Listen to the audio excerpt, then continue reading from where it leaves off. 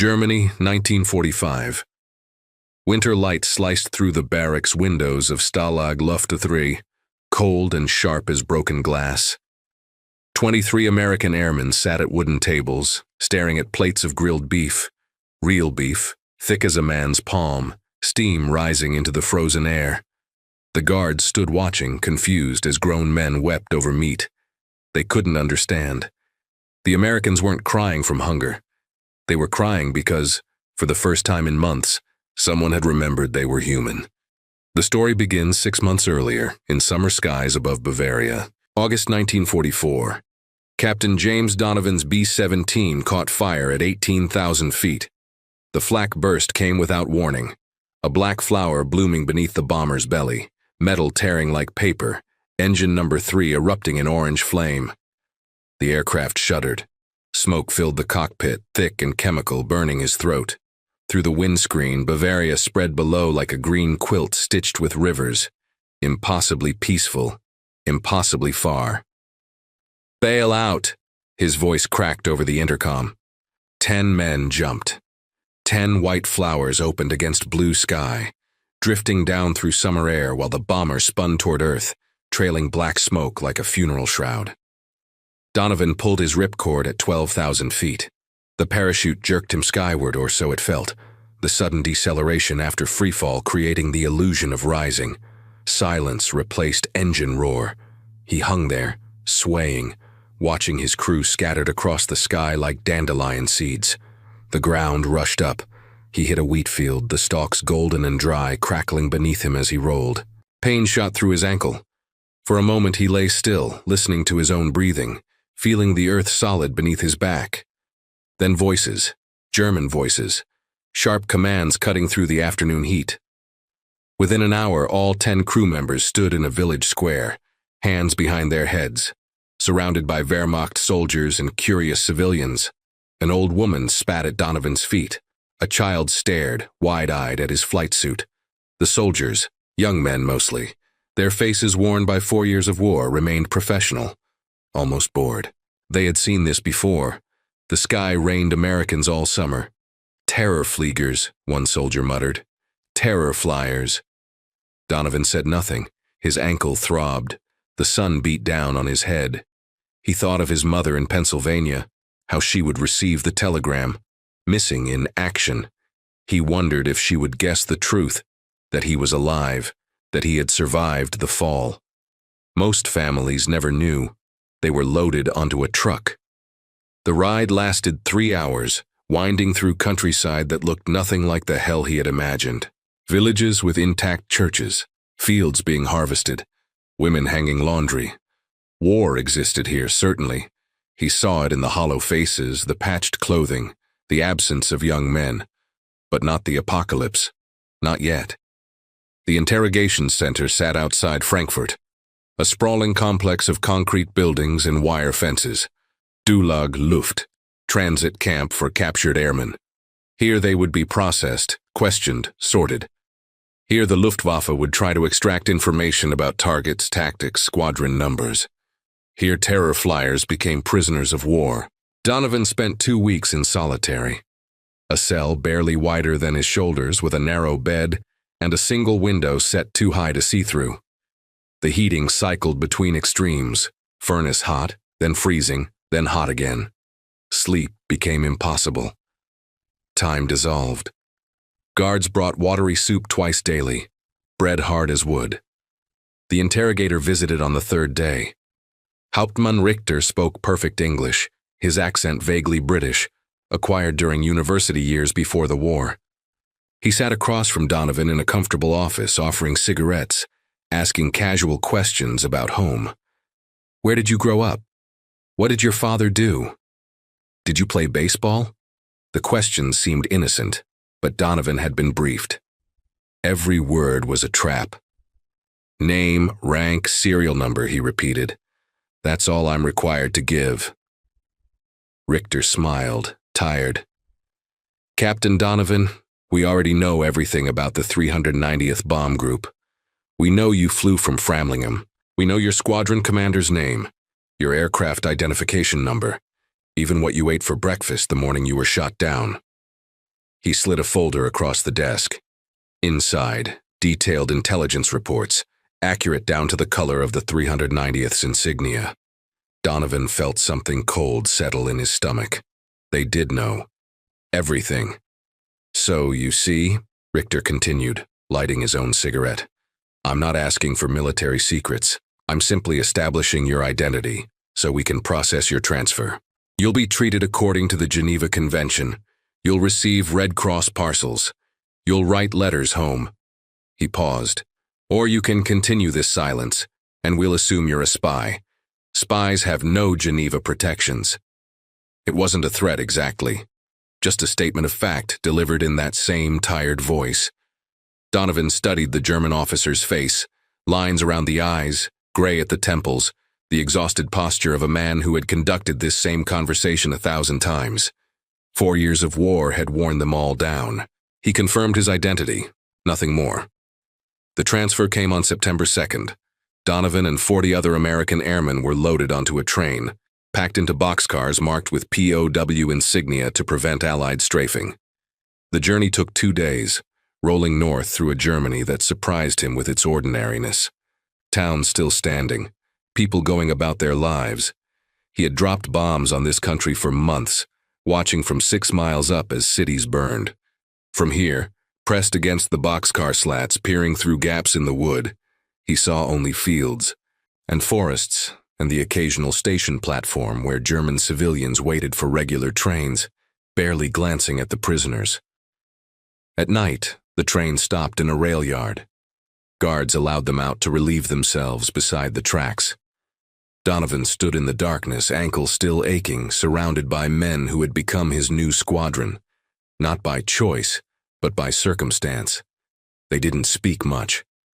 What was there to say? They had fallen from the sky. Now they would wait out the war behind wire. The train moved on. The camp sprawled across Silesian pine forest, 60 miles southeast of Berlin.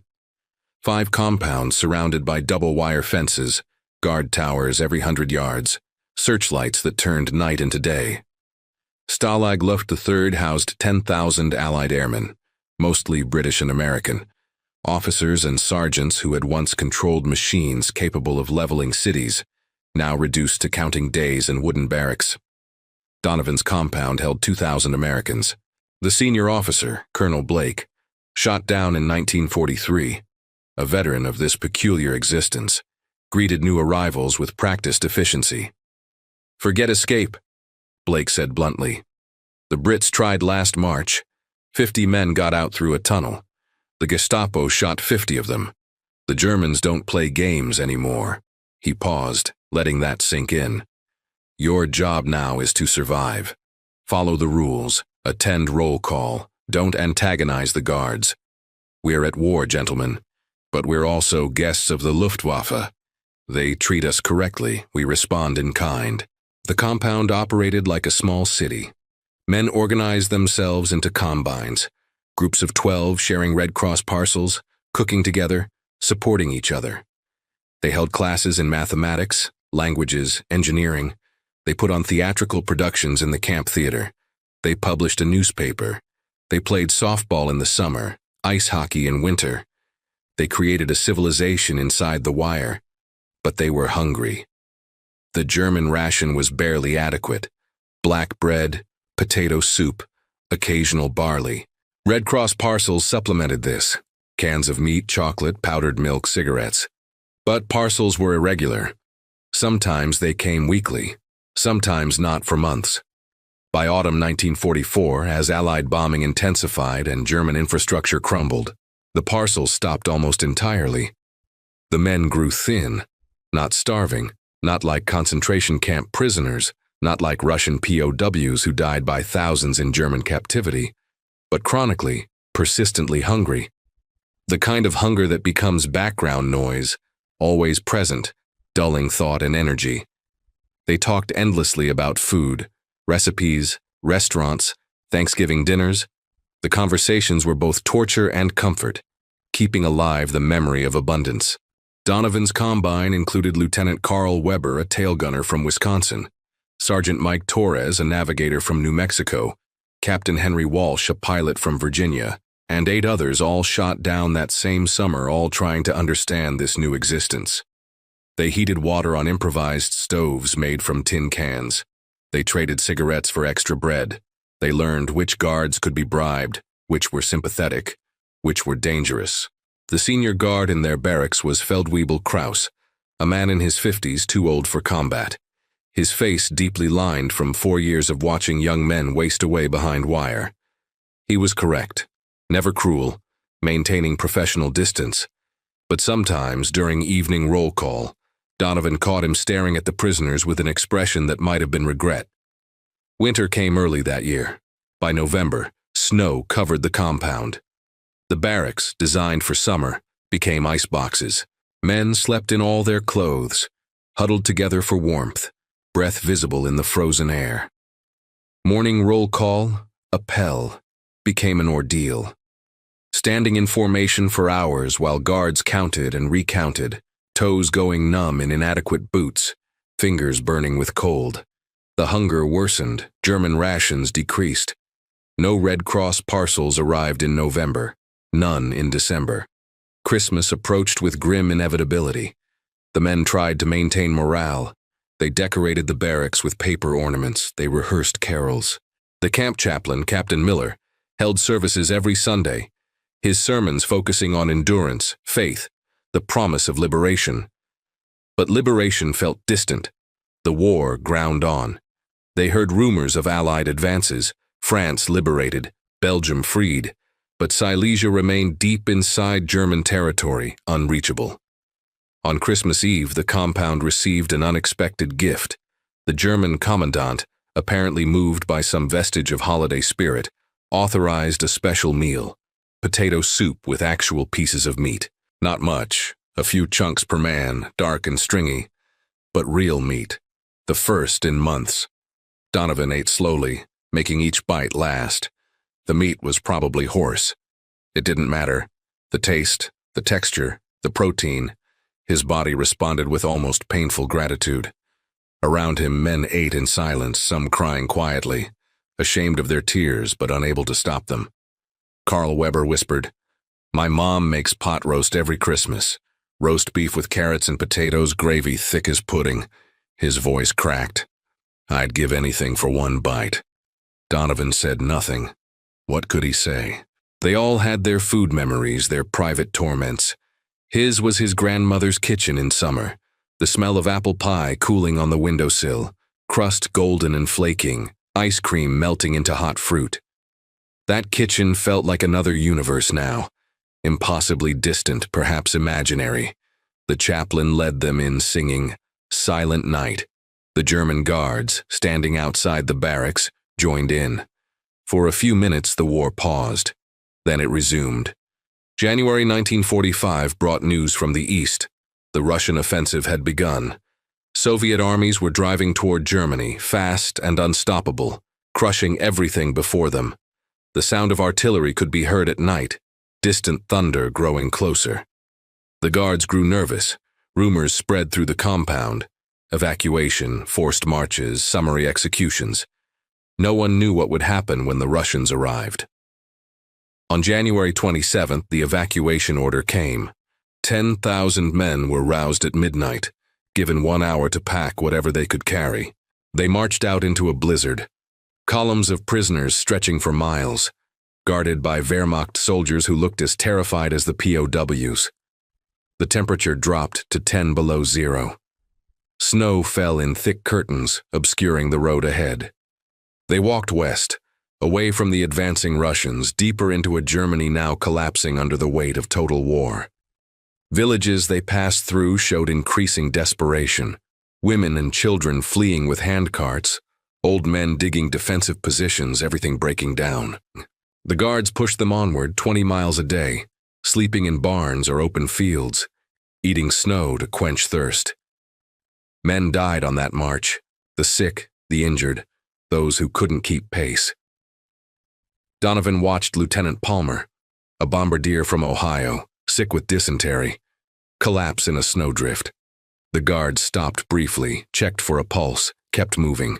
They couldn't afford delays. The Russian tanks were coming. Donovan's ankle, never properly healed, screamed with every step. He leaned on Carl Weber, who leaned on him. They became each other's crutches, shuffling forward through the snow, motivated by nothing except the animal instinct to continue existing.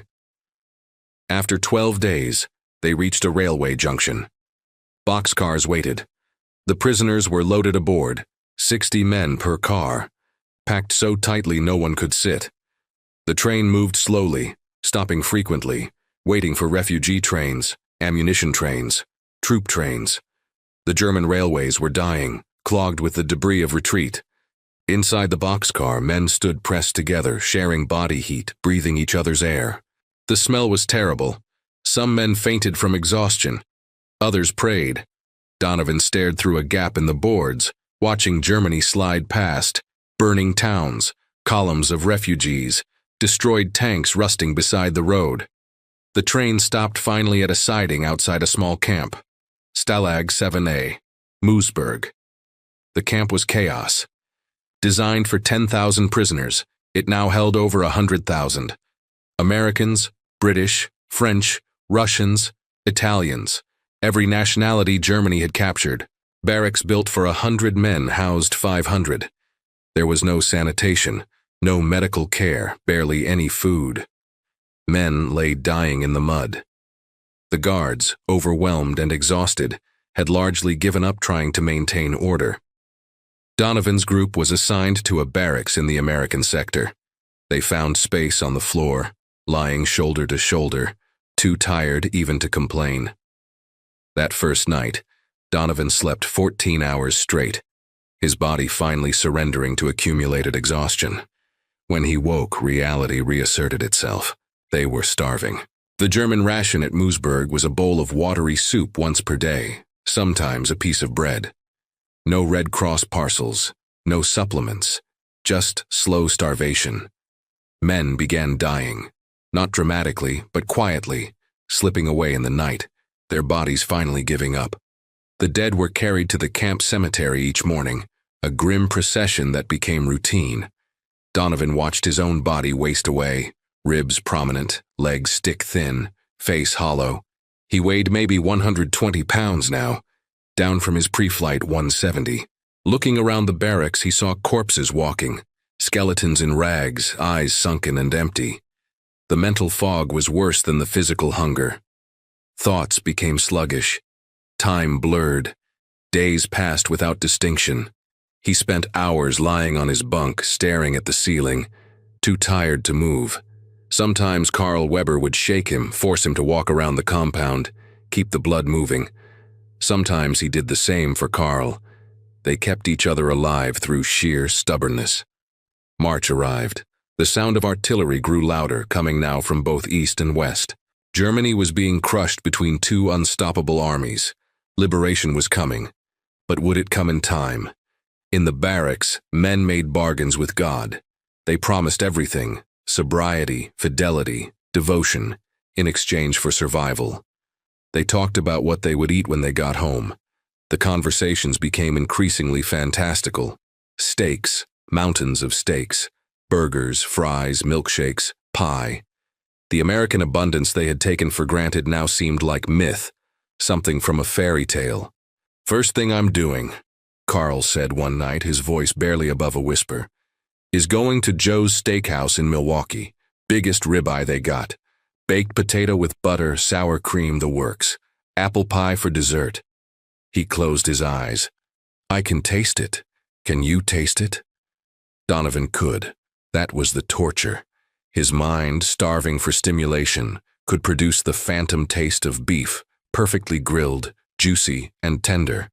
It was more vivid than dreams, and more painful.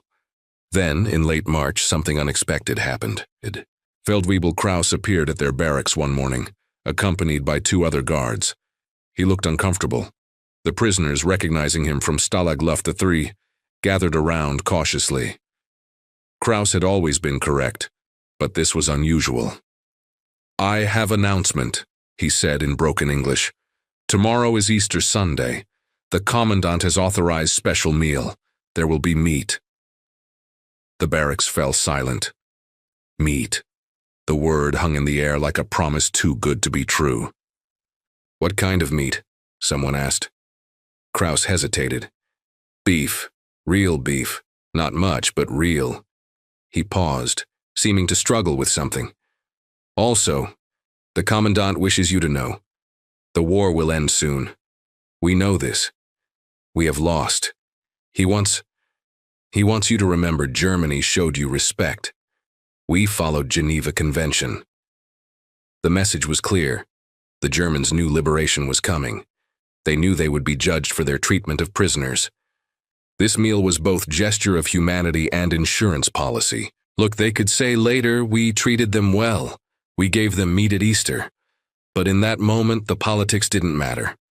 Only the meat mattered. That night, the barracks buzzed with conversation. Men who had been silent for weeks found energy to speculate, to hope. How much meat? How would they cook it? Would there be other food? The anticipation was almost painful, reawakening hunger that had dulled into numbness. Donovan lay awake, staring at the ceiling. Part of him refused to believe it. Too many promises had been broken, too many hopes crushed. He had learned not to trust anything until it materialized. But another part of him, the part that had kept him alive through all of this, allowed itself to hope. April 1st, 1945. The sky over Moosburg hung gray and heavy, threatening rain. Morning roll call proceeded as usual, the endless counting, the exhausted standing. But today something felt different. The guard seemed nervous, urgent. The Commandant himself appeared, a rare occurrence, speaking briefly with the senior Allied officers. At noon, the order came. All American POWs were to report to the mess area in groups of 200. Donovan's barracks went together. They shuffled across the compound, moving slowly, conserving energy. Other prisoners watched from windows, British and French and Russian faces tracking them with dull curiosity. Everyone knew something unusual was happening. The mess area consisted of long wooden tables under a canvas awning. German cooks worked over field kitchens, smoke rising into the gray sky. The smell hit first. Meat cooking, fat sizzling, the aroma so powerful after months of deprivation that several men actually stopped walking, overcome. They filed to the tables. Guards handed out plates, real plates, not the usual tin bowls. And on each plate, a piece of grilled beef, maybe 4 ounces, maybe 5, not large, but unmistakably real meat, charred on the outside, pink in the middle, still hot. Donovan stared at his plate. The steak looked back at him, impossible, miraculous. Around him, 200 men stood frozen, holding their plates, unable to process what they were seeing. Carl Weber started crying. Not quiet tears, but great wrenching sobs that shook his skeletal frame. Within seconds, others joined him. Grown men, warriors who had flown through flak, who had survived crashes and interrogations and death marches, stood weeping over pieces of beef. The German guards watched, confused. They had expected gratitude, perhaps relief. But this emotional breakdown bewildered them. One guard, young, maybe 19, turned to Feldwebel Kraus.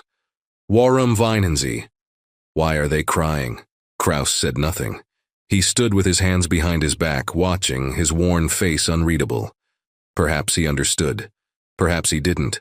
But he didn't interfere. Donovan lowered himself onto a bench. His hands trembled as he cut into the steak with a dull knife. The meat parted easily, juices running onto the plate.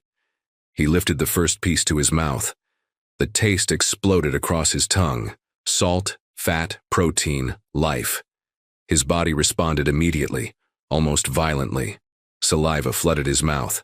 His stomach cramped with sudden recognition of real food. He chewed slowly, forcing himself not to rush, knowing his shrunken stomach couldn't handle too much at once. But it wasn't the taste that made him cry. It was the memory. Sitting at his family's table in Pennsylvania, his father carving Sunday roast, his mother passing potatoes, his sister complaining about homework, the ordinary magic of normal life, of abundance taken for granted, of a world where steak was just dinner, not a miracle. It was the reminder that such a world still existed somewhere, that this hell, the camps, the hunger, the dying, was temporary, an aberration. That on the other side of this nightmare, life continued. People ate meals together. They complained about trivial things. They were bored, comfortable, safe. He had forgotten. They all had. Survival mode required forgetting what normal felt like, because remembering was too painful. But the steak brought it all back. Not just the memory of food, but the memory of being human, of belonging to a civilization that valued something beyond mere survival. The Germans couldn't understand. How could they? They had been at war for 6 years. Their cities were ash. Their sons were dead. They had forgotten too, in different ways. But they had never lost everything the way these prisoners had lost everything. They had never been reduced to animals, then suddenly reminded they were men. Donovan ate slowly, methodically, making each bite last. Around him, the crying gradually subsided into silence. 200 men sat eating steak on Easter morning 1945, in a prisoner of war camp in southern Germany, while the world ended outside the wire. When he finished, he sat for a long time, staring at the empty plate. His stomach felt strange. Full, actually full, for the first time in months. The sensation was almost uncomfortable. Carl Weber sat beside him, wiping his face with his sleeve. "That was real," he said quietly. "That actually happened." "Yeah," Donovan replied. "It did." They filed back to the barracks in silence.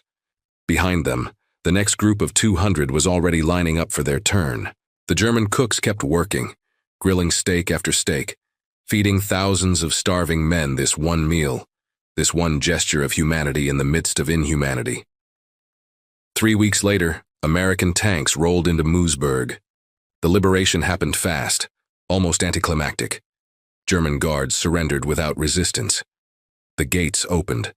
Allied soldiers poured in, shocked at what they found: living skeletons, mass graves, conditions worse than they had imagined. Medical teams set up immediately, triaging the worst cases, distributing food carefully to prevent refeeding syndrome. Donovan and his barracks mates were processed quickly, names recorded, medical checks conducted, transportation arranged. Within days, they were flown to recovery camps in France, then shipped home to America. He arrived in New York on May 15th, 2 weeks after Germany's surrender. His mother met him at the pier. She didn't recognize him at first. This gaunt, gray-haired man who moved like an old person, wearing an army uniform 3 sizes too large. Then she did, and she ran to him, and they stood holding each other while other families reunited around them. The next weeks passed in a blur of debriefings, medical examinations, psychiatric evaluations. The doctors said he needed to gain 50 pounds. The psychiatrist said he needed to talk about his experiences. He did neither. He ate mechanically, without appetite. He spoke only when necessary, giving minimal responses. He couldn't explain what he felt. Not to doctors, not to family, not to himself. He had survived. That should be enough.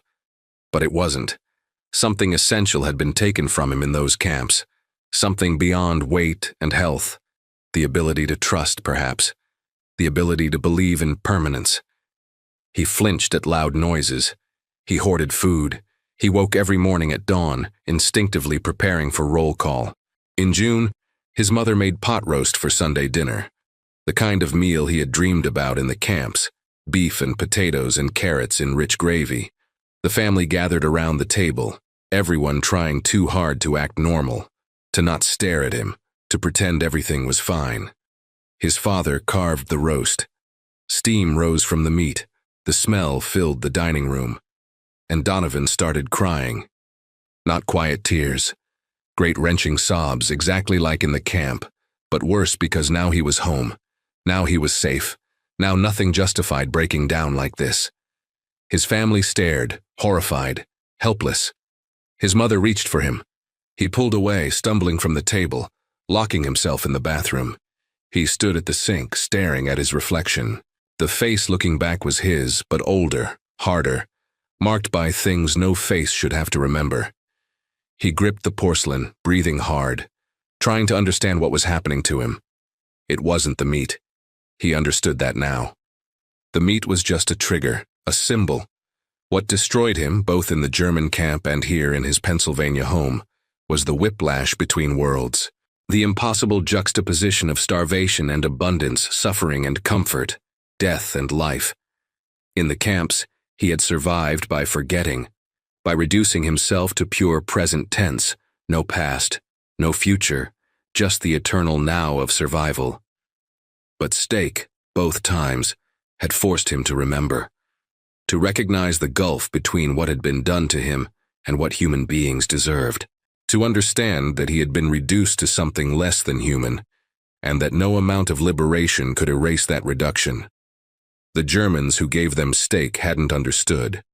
They thought it was about hunger, about gratitude, about proving they had followed the Geneva Convention. They couldn't comprehend that the gift was also a cruelty, a reminder of everything that had been stolen, everything that could never be restored. Because even now, sitting at his family's table with all the pot roast he could eat, Donovan was still hungry, not for food, for something else, something that couldn't be grilled or carved or served on a plate, something that the camps had taken and no meal could return. Captain James Donovan lived to be 87. He married, raised 3 children, worked as an aerospace engineer, lived an outwardly normal life, but he never spoke about the camps. Not to his wife, not to his children, not even to other veterans. Only once near the end of his life did he mention the Easter steak. His grandson was interviewing him for a school project about World War II. The boy asked what he remembered most about being a prisoner. Donovan was quiet for a long time. Then he said, "They gave us steak once, right before the war ended. It was the kindest and cruelest thing anyone ever did to me." The boy didn't understand. Donovan tried to explain, but the words wouldn't come. How could they? How do you make someone who has never been truly hungry understand what food means when you're starving? How do you make someone who has never lost their humanity understand what it feels like to have it briefly returned, only to realize how much was taken? In the end, he just said, "It reminded us we were still alive, and being alive hurt." Feldwebel Kraus survived the war as well. He was never tried for war crimes. He had committed none. He returned to his village in Bavaria, worked as a postman, rarely spoke about his time as a guard. But once, interviewed by a local historian in the 1980s, he was asked about Stalag Luft III and Moosburg. "I saw many things in the war," he said, "but the thing I remember most is Easter 1945. We gave the Americans steak, real beef. Not much, but real. And they cried." He paused. "We thought they were crying from hunger, but I think now they were crying for different reasons. We had taken something from them that meat could not restore." The historian asked what he meant. Kraus shook his head. "I don't know, but I saw it in their faces. We gave them food, but we couldn't give them back what really mattered." The camps are gone now. Stalag Luft III is a memorial park with plaques explaining the history. Moosburg is residential housing, ordinary homes where families live ordinary lives. The barracks were demolished decades ago. Only photographs remain, black and white images of men who look like ghosts, standing behind wire that no longer exists. But in those photographs, if you look closely, you can see it. In the hollow eyes and gaunt faces, in the way they stand as if conserving energy, in the expression of men who have learned to survive by forgetting what it means to live. The camps are gone, but what they did to people remains, passed down through silence and tears and inexplicable reactions to everyday things like Sunday dinner. The steak was real, the tears were real, the kindness was real, and so was the cruelty. Both can exist simultaneously. That's what war does. It takes human gestures and twists them into something painful and complicated, and impossible to explain to anyone who wasn't there. Those men ate steak on Easter morning, 1945, in a German prison camp. They cried. The guards couldn't understand why. Now you know. And knowing changes nothing, but it's all we can do. Remember that these things happened, that human beings did this to other human beings, that kindness and cruelty can live in the same meal, and that some wounds no feast can heal.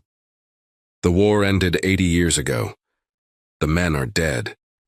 But the tears remain, frozen in memory, falling forever over a piece of beef that meant everything and nothing, that was both salvation and damnation, that reminded starving men they were still human enough to cry.